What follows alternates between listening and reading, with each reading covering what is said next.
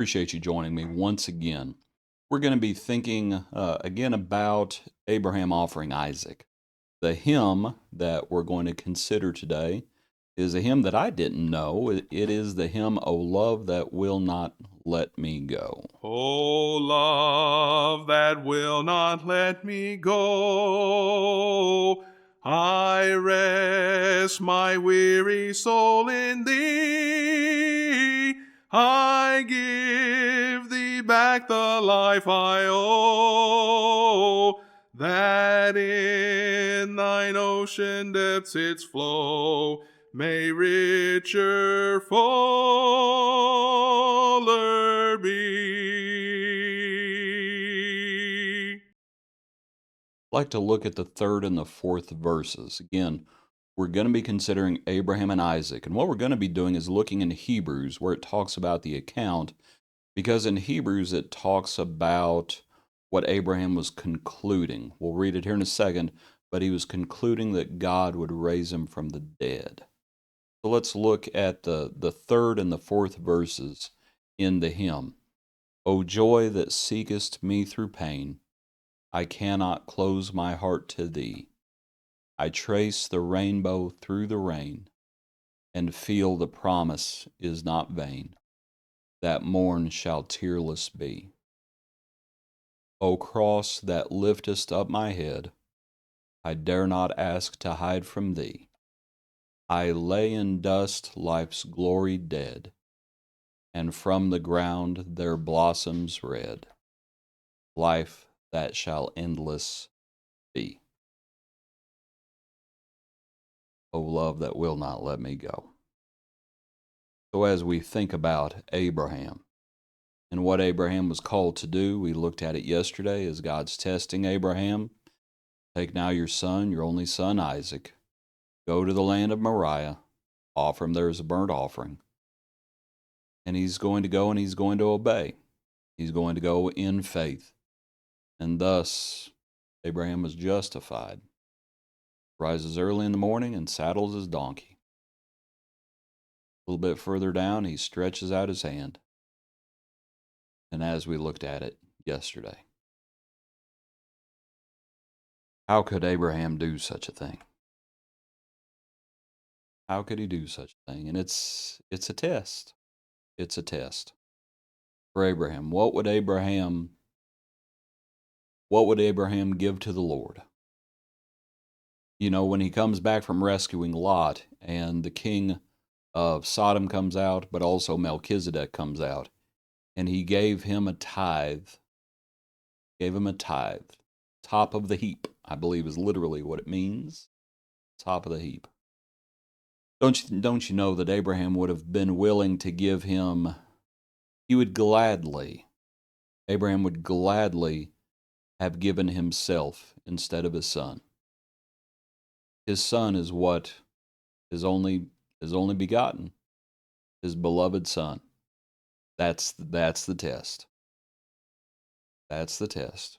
Will you give the Lord what is best? So, come up to Hebrews now. How could Abraham do this? How could he do this? And I've already mentioned it, but in Hebrews chapter 11, in the Heroes of Faith, it speaks about, in verse 19, verse 17, by faith Abraham, when he was tested, offered up Isaac, and he who had received the promises offered up his only begotten son, of whom it was said, in Isaac your seed shall be called, concluding that God was able to raise him up even from the dead, from which he also received him in a figurative sense. He concluded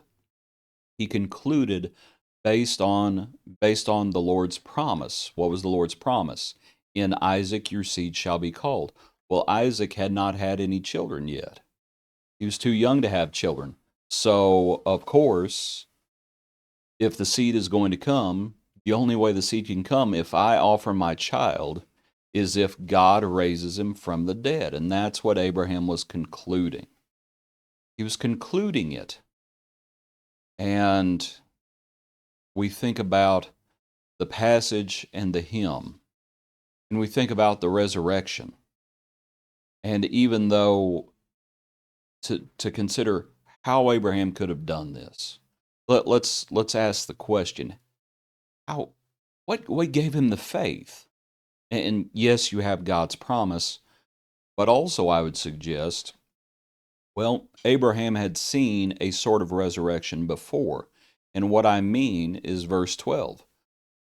Verse 11 and verse 12. By faith, Sarah herself also received strength to conceive seed, and she bore a child when she was past the age, because she judged him faithful who had promised. Therefore, from one man, and him as good as dead, were born as many as the stars of the sky in multitude, innumerable as the sand which is by the seashore, and him as good as dead. Sarah was past the age of childbearing.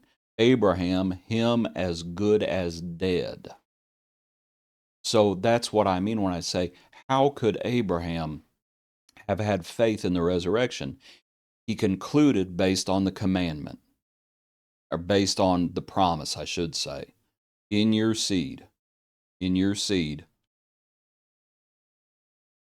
me make sure, in Isaac your seed shall be called. Based on that, and based on what he had already seen God doing, it's like, wait a minute. If God can make a dead womb come to life, then why could God not make a dead person come back to life? And he concluded that he would. Not just that he could, but that he would. Notice that? That concluding that God was able to raise him up even from the dead, from which he also received him in a figurative sense. Just a lovely passage, because Abraham did offer him up. He did offer him up. And in a figurative sense, he did receive him back from the dead, according to verse 19. As he ascended Mount Moriah, he had faith that he would see his son again. 3 days' journey. What do you think he was thinking about for those 3 days? Think he was thinking about the promise? He was concluding. That's what he was doing. He was thinking about it, and he was coming to a conclusion. And so the hymn, O love that will not let me go, and as we trace the rainbow through the clouds, and Abraham, in offering his son, he had faith that he would see him again. That's the resurrection. He had faith that he would see him again. You remember what David says about his son? I can go to him, but he cannot come to me. He had faith that he would see him again. Mary and Martha, I know he will be raised at the last day concerning Lazarus. They had faith that they would see him again. They had faith. And that's the sort of faith we need to have. That's the sort of love we need to have, and that faith gives us that love in a sense as we believe the Lord's promises. Appreciate you. Hope you have a good day. Hope you join us tomorrow for another portion of our daily praise.